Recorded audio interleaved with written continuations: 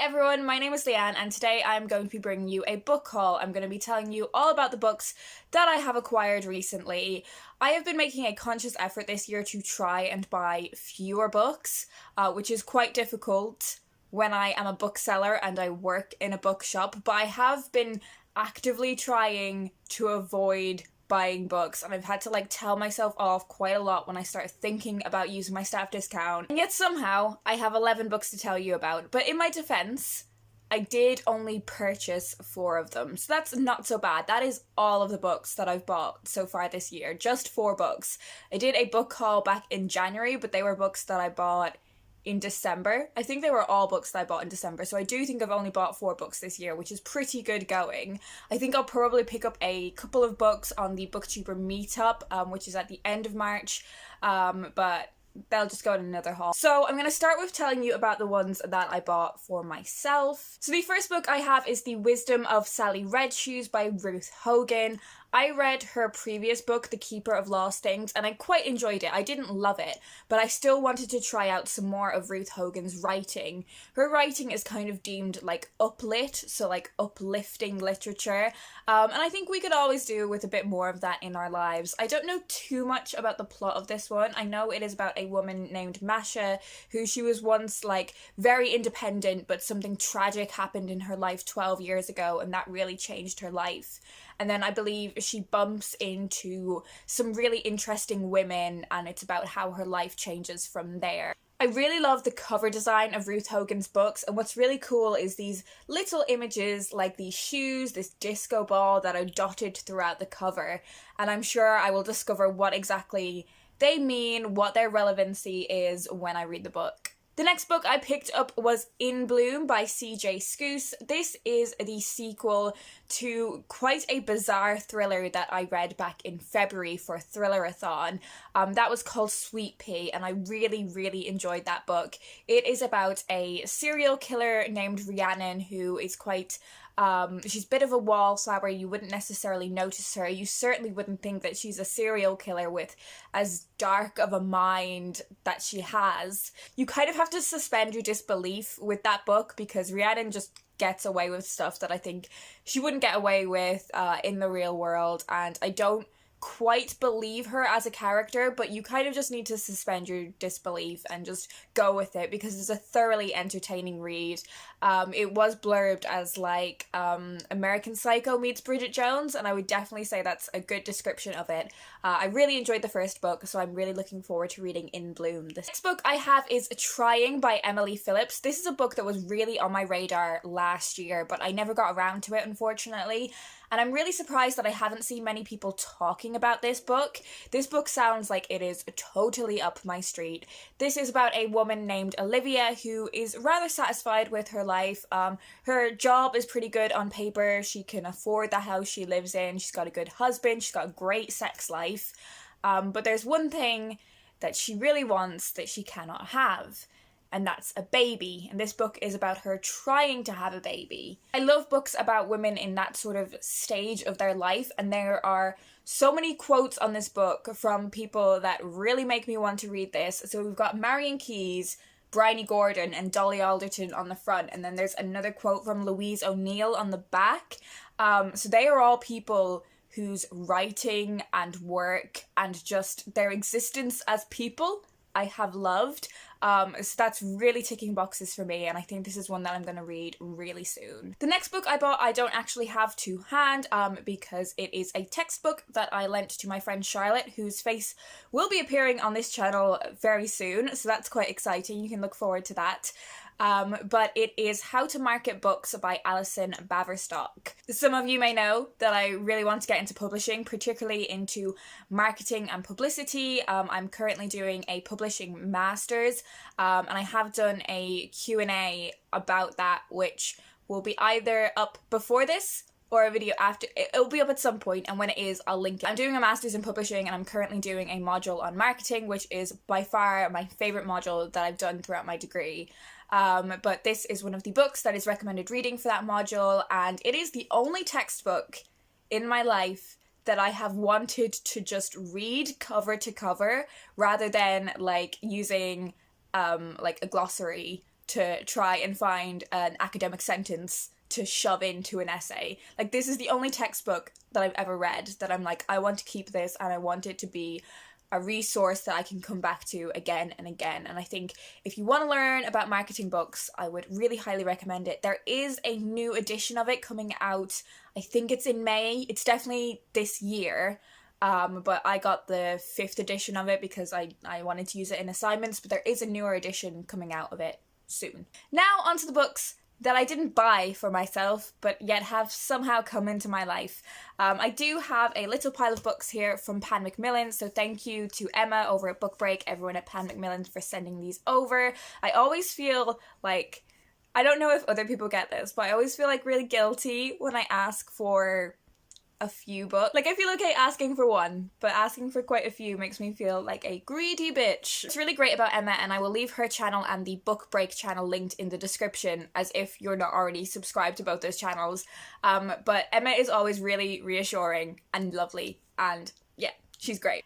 Anyway, the first book I have from Pan Macmillan is a poetry collection, and it is from Picador Poetry, and that is Insomnia by John Kinsella. It's really hard to talk about a poetry collection when you haven't read it yet, so I'm just going to read you a little bit about it from the blurb. But it says, Kinsella has written poems of self-accusation and angry protest, mediations on the nature of loss and trauma, and full-throated celebrations of the natural world. It's about art and music and philosophy and the nature of being human. I love poetry, so I'm really looking forward to trying this one out. I've never read anything from this poet before, shockingly. The next book I have is Enchantée by Gina Trellis. This book sounds so fun. It is set in Paris in the 1700s, and it is about a 17-year-old girl. Her parents tragically die of smallpox. But what's really interesting about her family is that they are a family of magicians. They can do actual magic. And what this 17-year-old girl decides to do is that she will transform herself into, like... She presents herself as a baroness to the court of Versailles, and I love books like this, books that are like fantasy books, which I often don't get on with that much. I'm really not a big fantasy person, but I'm really into like magic. Does that make sense? I don't know if that makes any sense, but I think this book is going to be a lot of fun. I think it'll be great for fans of the Night Circus, but there was also a book a few years ago called Glitter by April N. Pike. I think that'll be, if you liked that book, I think you would really like this one as well. This isn't the final cover, obviously this is a proof edition, but the final version is out now, it's in shops, and as ever I will leave all of the books that I've mentioned linked down below in the description if you want to find out more about them. Another YA book is The Opposite of Always by Justin A. Reynolds. Again, this is a proof edition, but the final version comes out on the 4th of April, so if you want to get your hands on this one, you don't have that long to wait. So this book is a love story about Jack and Kate. They meet at a party and they have this brilliant teenage romance for 6 months until Kate tragically dies of sickle cell disease.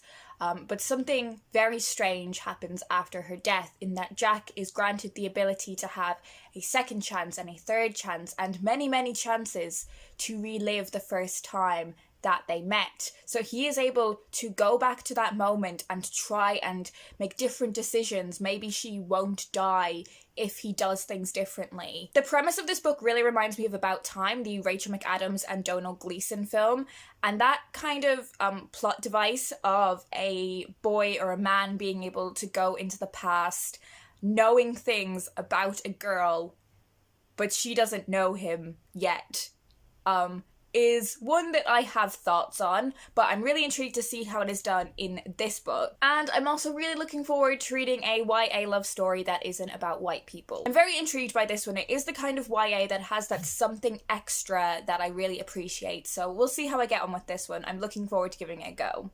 You guys, I am so excited about this book. Like, you have no idea how hyped I was to see I could get a copy of this book. When it arrived at my house, I was just, I can't deal with how excited I am for this book. This is The Moment of Lift by Melinda Gates.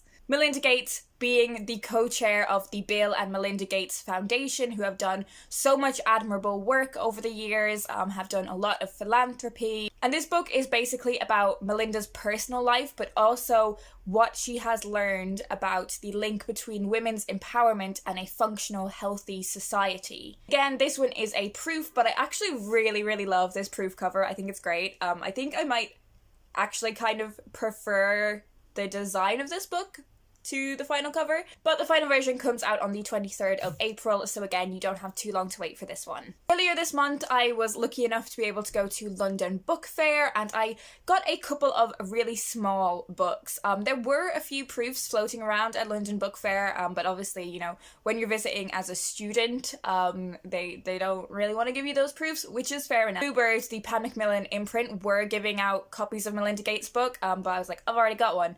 But the two books that I did pick up are really little ones, and they are both translated works of Indonesian fiction. Every year the London Book Fair picks a country to like highlight the publishing and literary scene of.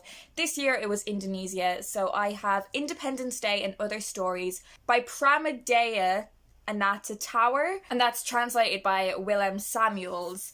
And I have Spirit and Other Poems by Shahril Anwar, which is translated by John H. McGlynn. I really don't know anything about these, but I do want to read more translated fiction this year. I really didn't read enough last year. These are published by Paper and Ink, and I think they are just gorgeous designed little pocket editions. I'm really looking forward to reading these too. And the final book that I managed to get for free, which I'm quite shocked about, I did get in a book swap, so I brought a book to the book swap, left it there, took one with me, and the book I took with me was 9 Perfect Strangers by Leanne Moriarty. I always describe Leanne Moriarty as like crime and thriller meets contemporary women's fiction. I read a couple of her books in the past, really enjoyed them. Big Little Lies and The Husband's Secret. I also have Truly Madly Guilty on my TBR already. So like most of Leanne Moriarty's novels, this book begins with a large group of people, in this case 9 perfect strangers, who are pushed together, and it follows the various intricacies of how they interact, how they feel about one another. In this book they are going to like, I think it's like a spa retreat or like a health and wellness resort. But obviously something very dark is going to happen amongst these 9 perfect strangers, and I'm really looking forward to reading this one. I absolutely breeze through Leanne Moriarty books. So that's it. They are all the books that I'm going to talk to you guys about today. I do think I've done pretty well. I mean, I have only bought 4 books, and one of those was a textbook, so that's, you know, that's for my education. Let me know if you've read any of these books and what you thought of them. Are there any that you think I should get to really soon? I'd love to have a chat with you guys down in the comments. I hope you guys are having a brilliant week, and I will talk to you in my next video.